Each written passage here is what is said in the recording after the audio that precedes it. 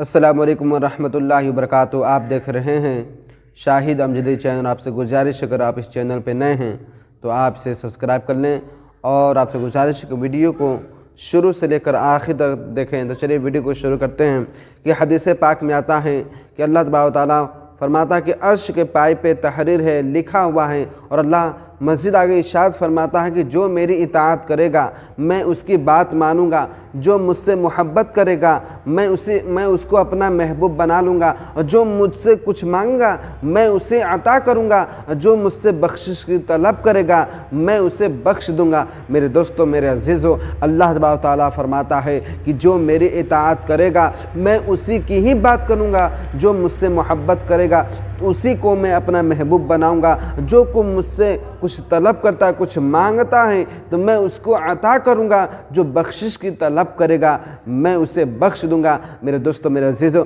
ہم اور آپ یہ سمجھتے ہیں کہ اللہ تبارک و تعالیٰ ہمیں کس طرح اپنا دوست بنائے گا، کس طرح اپنا محبوب بنائے گا، کس طرح اللہ ہماری باتوں کو مانے گا۔ تو آپ ذرا توجہ سے سماعت کر لیے کہ اللہ فرماتا ہے کہ عرش کے پائے پہ لکھا ہے کہ جو میری اطاعت کرے گا، جو میری فرما برداری کرے گا، جو میری نافرمانی نہیں کرے گا میں اسی کی بات کو مانوں گا، میں اسی سے محبت کروں گا، جو مجھ سے محبت کرتا ہے میں اسی کو دوں گا، جو مجھ سے مانگتا ہے میں اسی کو بخشوں گا، جو بخشش کی طلب کرتا ہے۔ اور اس پہ اللہ کے ولی کیا فرماتے ہیں کہ ایک شخص حضرت حسن بصری رحمۃ اللہ علیہ کے پاس آیا اور اس نے کہا کہ تعجب ہے کہ جب میں عبادت کرتا ہوں تو میں اپنی عبادت میں لطف نہیں پاتا۔ تو حضرت حسن بصری رحمۃ اللہ علیہ اس کا جواب دیتے ہیں کہ تو نے ایسے شخص کو دیکھ لیا ہے جو اللہ تبارک و تعالیٰ سے نہیں ڈرتا، اور حق بندگی تو یہ ہے کہ اللہ تبارک و تعالیٰ کے لیے تمام چیزوں کو چھوڑ دیا جائے۔ اب چھوڑنا کیا ہے،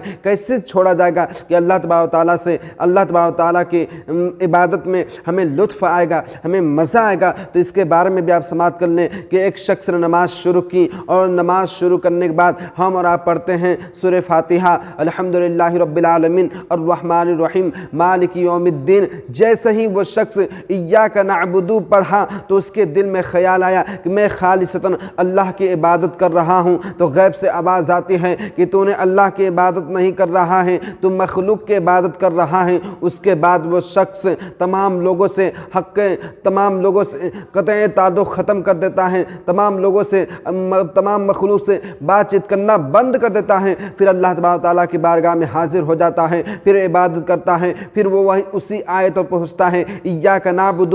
پھر غیب سے آواز آتی ہے کہ تم میری خالصتاً عبادت نہیں کر رہا ہے، تو اپنے مال سے عبادت کر رہا ہے۔ اس کے بعد وہ شخص اپنے جتنے بھی مال تھا وہ سب کے سب اللہ کے راہ میں خرچ کر دیتا ہے، اللہ کے راہ میں لٹا دیتا ہے۔ اس کے بعد پھر وہ شخص مصلی پہ کھڑا ہوتا ہے، پھر اس کے بعد وہی سورہ پڑھتا ہے، ایاک نعبد کی آیت پر پہنچتا ہے، پھر اس کے دل میں خیال آتا ہے کہ میں حقیقتاً اب اللہ ہی کی عبادت کر رہا ہوں۔ پھر غیب سے آواز آتی ہے کہ اے بندے، تم میری عبادت نہیں کرتا بلکہ تم تو اپنے کپڑوں کی عبادت کر رہے ہو۔ اس پر وہ شخص اپنے گھر جاتا ہے اور تمام کپڑے جو اپنے بدن پہ ایک پہنا ہوا تھا، ایک کپڑے کے علاوہ جتنے بھی تمام کپڑے تھے وہ سب کے سب اللہ کے راہ میں غریبوں کو، یتیموں کو، مسکینوں کے خدمت میں پیش کرتا تھا۔ تمام کے تمام کپڑے دوسرے کو دے دیتا ہے۔ اس کے بعد پھر اس کے بدن پہ ایک ہی کپڑا رہ جاتا ہے۔ پھر اس کے بعد وہ مصلی پہ کھڑا ہوتا ہے، پھر وہی سورہ پڑھتا ہے،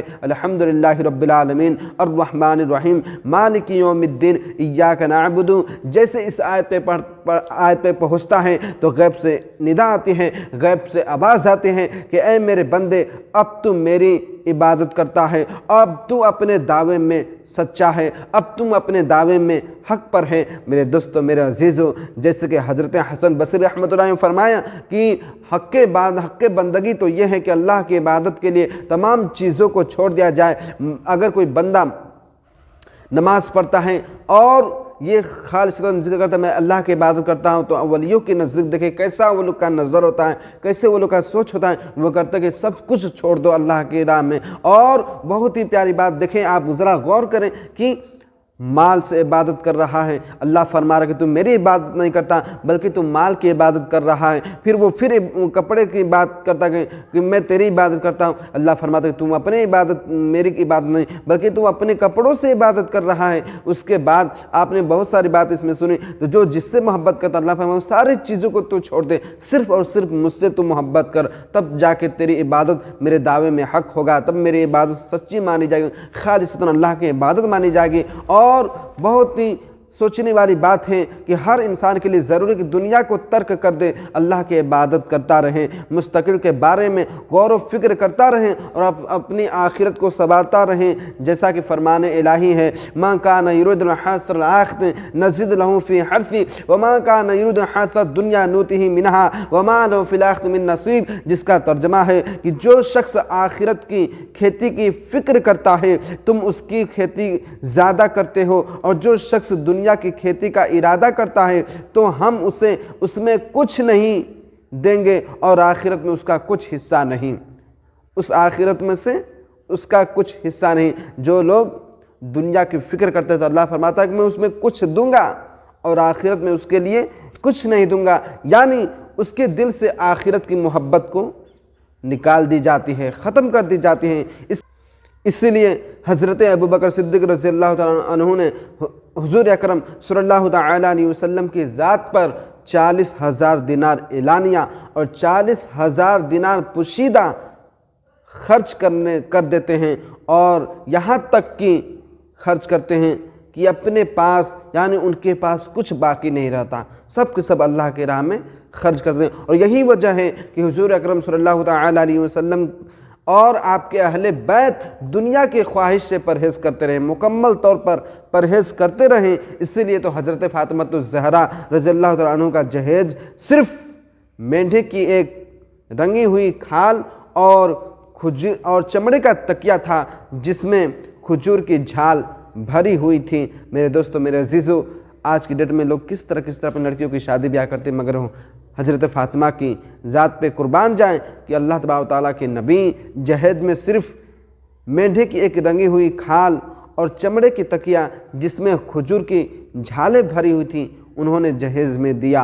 और हुज़ूर अकरम सल्लल्लाहु अलैहि वसल्लम और उन तमाम अहले बैत दुनिया की रंगरलियों से, दुनिया की ख्वाहिशों से मुकम्मल तौर पे परहेज़ करते रहें। तो हमको चाहिए कि अपनी इबादत में मज़ा पाएँ, लुत्फ़ आए, तो आपको अल्लाह के सबसे ज़्यादा करीब होना पड़ेगा, उसका महबूब बनना पड़ेगा, जैसा उसका फरमान है उसी के मुताबिक अपनी ज़िंदगी को बसर करना पड़ेगा। हम थोड़ी सी नमाज़ पढ़ने लगते हैं, 5 वक्त की नमाज़ें मस्जिद में पढ़ने लगते हैं तो हम बस ये समझते हैं कि बस हम अल्लाह की इबादत करने लगे हैं, हम अल्लाह की फरमाबरदारी करने लगे हैं, हम अल्लाह की इताअत कर रहे हैं। मगर ज़रा गौर करिए कि सिर्फ़ खालिसतन अल्लाह का ज़िक्र ऐसे नहीं है। हमारे पास तो बेशुमार कपड़े पड़े हुए हैं, हमारे पास तो बेशुमार माल पड़े हुए हैं, हमारे पास तो बहुत सारी चीज़ें हमारे एवज़ में हैं, मगर हम उसको ये सारी चीज़ें होने के बाद ये समझते हैं कि हम अल्लाह की इबादत कर रहे हैं। तो आपने देखा कि एक शख्स ने किस तरह इबादत किया, तो गैब से आवाज़ आई कि तू सिर्फ मेरी इबादत नहीं करता बल्कि तू लोगों से मिल जुल रखते हो और तुम कहते हो मेरी इबादत करते हो। ऐसा नहीं है, तुम कपड़े से मोहब्बत करते हो, तुम माल से मोहब्बत कर रहे हो। तो इन सारी चीज़ों को छोड़ो और सिर्फ अल्लाह की इबादत में मसरूफ़ हो जाओ। इस जुमलों के साथ मैं अपनी गुफ्तगू ख़त्म करता हूँ। अस्सलामु अलैकुम व रहमतुल्लाहि व बरकातुहू।